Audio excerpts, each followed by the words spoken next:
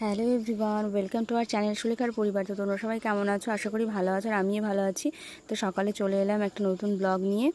তো সকালের কাজ হচ্ছে, আজকে তেমন কিছু নেই। এই যে সকালের যেহেতু রান্নাবান্না হয়ে গেছে, তো সেই জন্যই ভাবছি যে খাটটাকে অনেকদিন পরিষ্কার করা হয়নি, তো পরিষ্কার করে নিই। তো খাটটাকে এই যে পরিষ্কার করে নিচ্ছি সমস্ত সাইডে। খাটটাকে পরিষ্কার করে নেওয়ার পরে তারপরে ভাবছি যে এই বিছানা চাদরটাকে আজকে চেঞ্জ করবো, বিছানা চাদরটাকে ধুয়ে নেব। তো সেই জন্য বালিশের কভারগুলো খুলে নিচ্ছি। আর এই যে সকালের বাসি নাইটি, আর এখানে বিছানার চাদর, আর এই যে পাপোশটা, তিনটে ধুয়ে নেবো। তারপরে দেখো সমস্ত শকেসের কাজ টাজগুলো মুছে নিচ্ছি।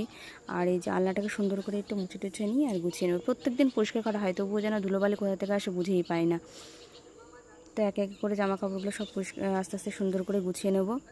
আর জামা কাপড় আবার সুন্দর করে আলনার মধ্যে গুছিয়ে না রাখলে আলনাটা দেখতে ভালো লাগে না, নিজেরও মনটাও ভালো লাগে না। কেমন একটা মনে হয় যে দেখতিস কি বিচ্ছিরি হয়ে আছে। দেখবে সুন্দর করে গুছিয়ে রেখে দিই আলনার মধ্যে জামা কাপড়, খুঁজতেও সুবিধা হবে আর দেখতেও ভালো লাগবে। তো জামা কাপড়গুলো একে একে গুছিয়ে নিলাম। আর এই দেখো জামা কাপড় গুছিয়ে নিয়েছি সুন্দর করে। তো তারপরে কি সব ঝাড় দিয়ে খাটের তলা সব কিছু পরিষ্কার করতে হবে। তো আজকে যেহেতু ঝুলটা ঝাড়তে পারলাম না, অন্য একদিন ঝুলটা ঝাড়বো।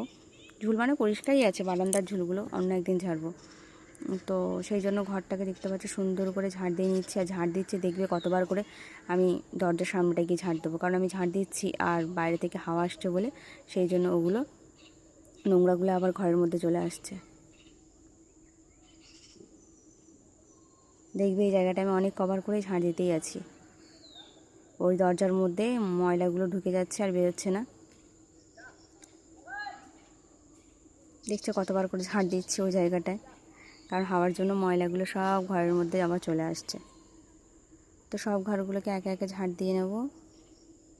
ঝাড় দিয়ে তারপরে যে জামা কাপড়গুলো দেখছিলাম, বাইরেও কটা জামা ছিল, আর বেড কভারগুলো সব কেচে নিয়েছি। কেচে আর এই যে ছাদে যাবো মেলতে একটা বালতিতে করে নিয়ে নিয়েছি। আর এই দেখো এইগুলো কতগুলো মুরগির বাচ্চা, তো ছাদে এই যে মেলে দিয়েছি।